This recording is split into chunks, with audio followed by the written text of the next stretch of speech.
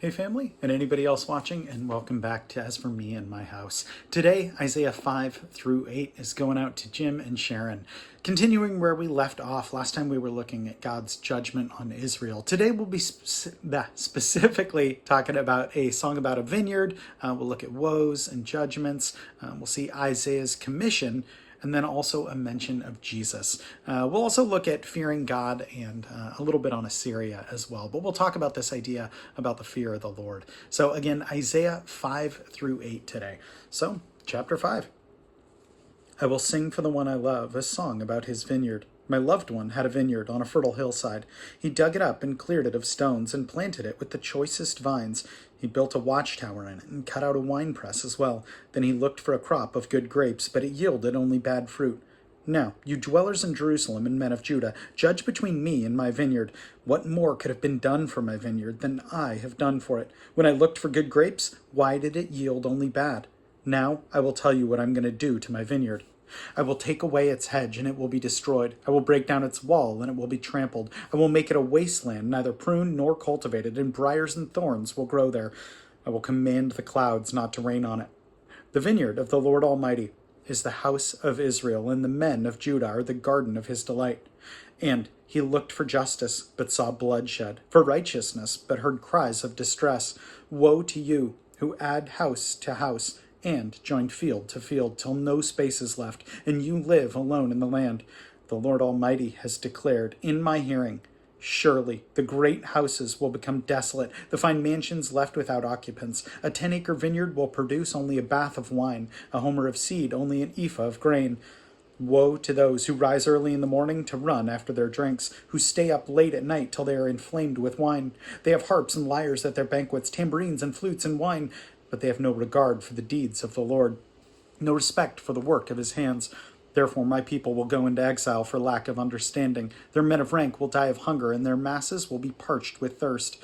Therefore the grave enlarges its appetite and opens its mouth without limit. Into it will descend their nobles and masses, with all their brawlers and revelers.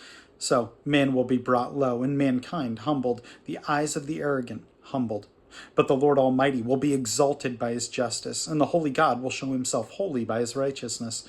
Then sheep will graze as in their own pasture. Lambs will feed among the ruins of the rich. Woe to those who draw sin along with cords of deceit, and wickedness as with cart ropes.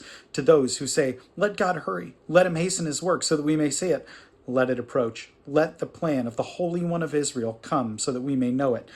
Woe to those who call evil good and good evil, who put darkness for light and light for darkness, who put bitter for sweet and sweet for bitter. Woe to those who are wise in their own eyes and clever in their own sight. Woe to those who are heroes at drinking wine and champions at mixing drinks, who acquit the guilty for a bribe but deny justice to the innocent.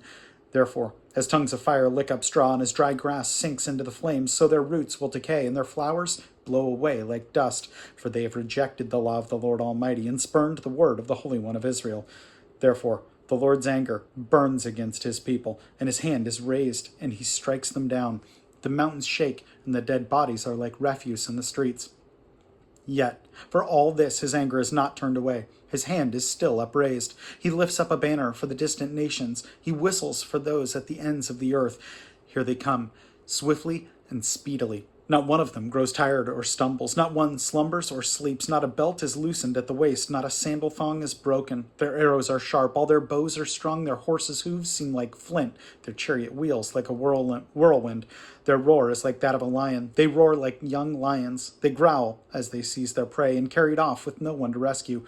In that day they will roar over it like a roaring of the sea. And if one looks at the land, he will see darkness and distress. Even the light will be darkened by the clouds.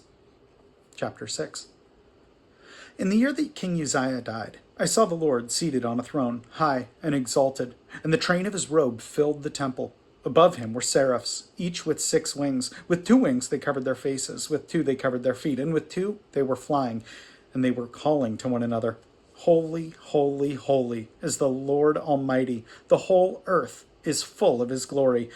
At the sound of their voices, the doorposts and thresholds shook, and the temple was filled with smoke. Woe to me, I cried, I'm ruined, for I am a man of unclean lips, and I live among a people of unclean lips, and my eyes have seen the King, the Lord Almighty.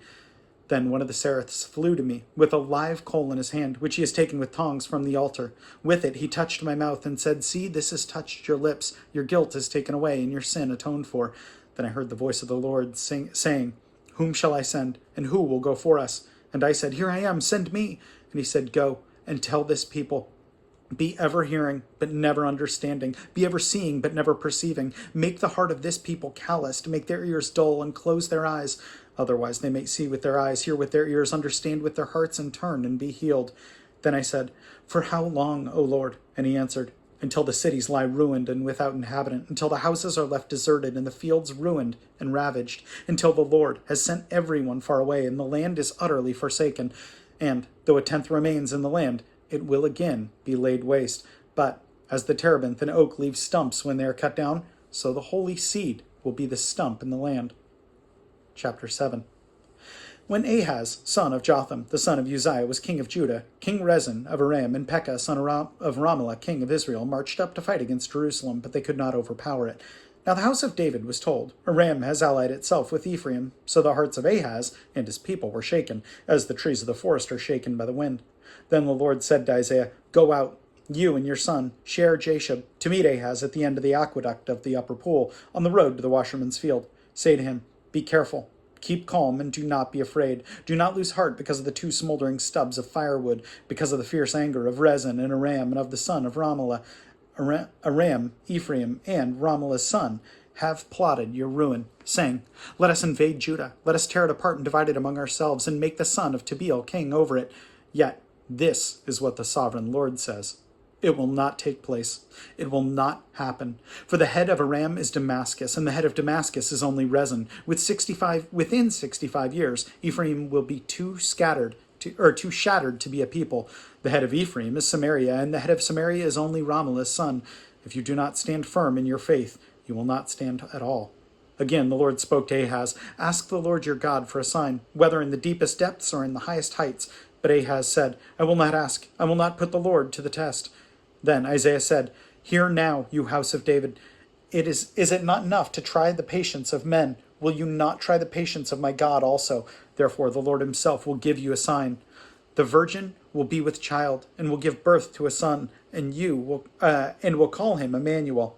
He will eat curds and honey when he knows enough to reject wrong and choose the right. But before the boy knows enough to reject the wrong and choose the right, the land of the two kings you dread will be laid waste. The Lord will bring on you and on your people and on the house of your father a time unlike any since Ephraim broke away from Judah. He will bring the king of Assyria. In that day, the Lord will whistle for flies from the distant streams of Egypt, and for bees from the land of Assyria. They will all come and settle in the steep ravines, and in the crevices and the rocks, and on the thorn bushes, and at the water holes. In that day the Lord will use a razor hired from beyond the river, the king of Assyria, to shave your head and the hair of your legs, and to take off your beard also. In that day a man will keep alive a young cow and 2 goats. Because of the abundance of the milk they give, he will have curds to eat. All who remain in the land will eat curds and honey. In that day, in every place where they live, were 1,000 vines worth 1,000 silver shekels. There will only be briars and thorns. Men will go there with bow and arrow, for the land will be covered with briars and thorns. As for all the hills, once cultivated by the hoe, you will no longer go there for fear of the briars and thorns. They will become places where cattle are turned loose and where sheep run. Chapter 8. The Lord said to me, "Take a large scroll and write on it with an ordinary pen, Mehir Shaul Hashbaz. And I will call in Uriah the priest and Zechariah, son of Jeberechiah, as reliable witnesses for me. Then I will give to the prophetess, and she conceived, and I will give birth to a son. And the Lord said to me, Name him Mehir Shalal Hashbaz. Before the boy knows how to say my father or my mother, the wealth of Damascus and the plunder of Samaria will be carried off by the king of Assyria." The Lord spoke to me again. "Because this people has rejected the gently flowing waters of Shiloah and rejoices over Rezin in the son of Ramlah, therefore the Lord is about to bring against them the mighty flood waters of the river, the king of Assyria, with all his pomp. It will overflow all its channels, run over all its banks, and sweep on into Judah, swirling over it, passing through it, and reaching up to the neck. Its outspread wings will cover the breadth of your land. O Immanuel, raise the war cry, you nations, and be shattered. Listen, all you distant lands, prepare for battle and be shattered. Prepare for battle and be shattered. Devise your strategy, but it will be thwarted. Propose your plan, but it will not stand, for God is with us. The Lord spoke to me with his strong hand upon me, warning me not to follow in the way of this people. He said, do not call conspiracy everything these people call conspiracy. Do not fear what they fear, and do not dread it. The Lord Almighty is the one you are to regard as holy. He is the one you are to fear. He is the one you are to dread, and he will be a sanctuary. But for both houses of Israel, he will be a stone that causes men to stumble, and a rock that makes them fall. And for the people of Jerusalem, he will be a trap and a snare. Many of them will stumble, but they will fall and be broken. They will be snared and captured. Bind up the testimony and seal up the law among my disciples. I will wait for the Lord, who is hiding his face from the house of Jacob. I will put my trust in him. Here I am, and the children the Lord has given me. We are signs and symbols in Israel from the Lord Almighty who dwells on Mount Zion. When men tell you to consult the mediums and spiritists who whisper and mutter, should not a people inquire of their God? Why consult the dead on behalf of the living? To the law and to the testimony. If they do not speak according to the word, to this word, they have no light of dawn. Distressed and hungry, they will roam through the land. When they are famished, they will become enraged. They will look upward, and they will curse their king and their God. Then they will look toward the earth and see only distress and darkness and fearful gloom, and they will be thrust into utter darkness. Man, that is some incredibly powerful stuff there. There was a note here that I thought was interesting on 6:2. 6:2 says, above him were seraphs, each with 6 wings.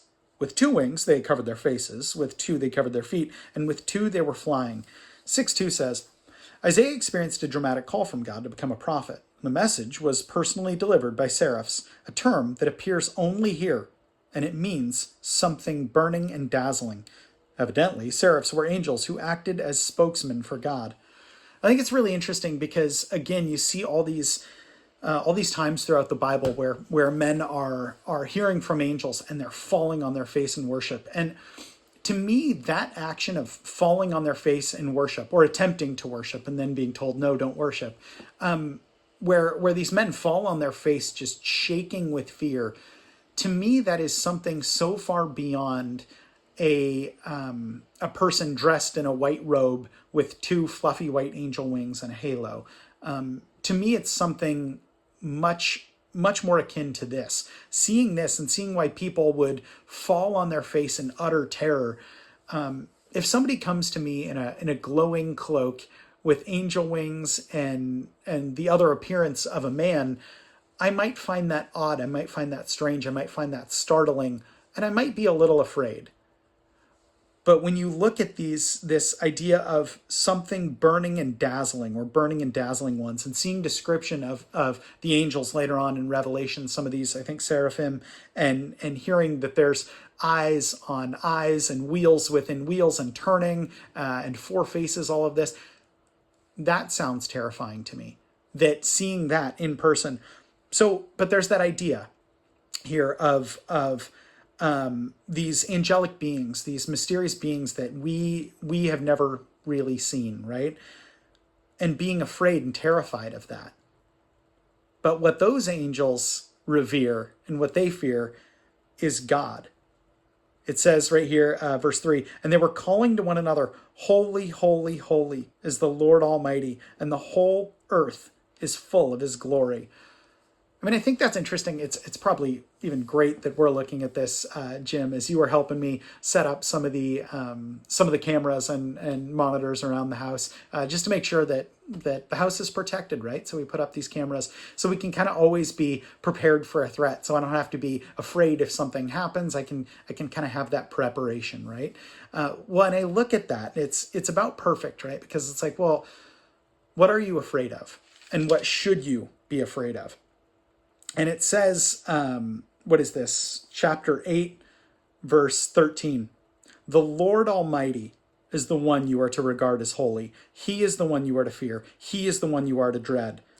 I think that's so cool because it's that recognition of let's keep everything in perspective. If somebody can take my life or the lives of my family, I'm going to do everything I can to defend against that. And admittedly, I would probably be afraid because I'm imperfect. But looking at this, really, truly, the only one I should fear is God. I should regard him as holy. He is the only one I should fear, recognizing that he has the power over this life and over the next. I think that's so important because it's so easy to forget. Like I said, I always find new things to be worried about or to be afraid of. But really, really, truly what matters is the fear of the Lord. Absolutely worth praying about. So let's do it. God, I thank you that we can regard you as holy, holy, holy. You are so good, God. You are so far above our understanding that even the idea of seraphim and of angels, while that may seem unfamiliar and maybe a little scary to us, Lord, help us to recognize that it is truly you that we are to fear, to regard as set apart, completely set apart as holy and righteous. My God, I thank you so much for Jim and Sharon and so much for their influence and so much for their help in so many different ways, Lord. I thank you for them. Lord, I thank you infinitely more for your son, Jesus, and for that precious sacrifice, God. And it's in Jesus' name that we pray. Amen. Well, Jim, Sharon, good grief, know that I love you. For anyone else watching, know that I appreciate you as well. And I will plan on seeing you tomorrow. Have a good one.